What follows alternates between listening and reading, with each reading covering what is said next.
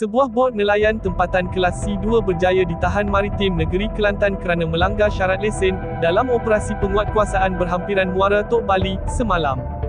Menurut Pengarah Maritim Negeri Kelantan, Kapten Maritim Irwan Shah bin Soahdi, tangkapan dilakukan sekitar jam 12.30 tengah malam ketika aset maritim Malaysia sedang melaksanakan rondaan di bawah operasi Naga, Damai dan Tiris. Pemeriksaan ke atas bot terbabit menemukan 8 orang kru termasuk seorang tekong. Mereka disyaki warga Vietnam berusia antara 25 hingga 37 tahun. Siasatan awal mendapati kesemua individu tidak memiliki permit kerja sah, malah dokumen pasport yang dikemukakan juga meragukan.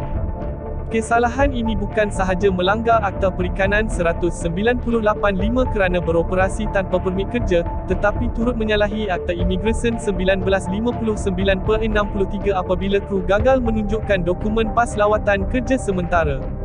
Dalam operasi ini, pihak maritim turut merampas hasil laut dianggarkan seberat 5,000 kg bersama bot dan peralatan menangkap ikan.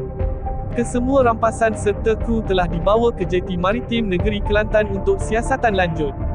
Melihat kepada situasi ini, jelas bahawa isu pencerobohan warga asing dalam sektor perikanan masih serius.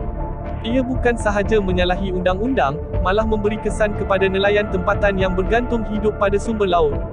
Apa pandangan anda? Patutkah tindakan penguatkuasaan seperti ini diperketatkan lagi untuk lindungi nelayan tempatan?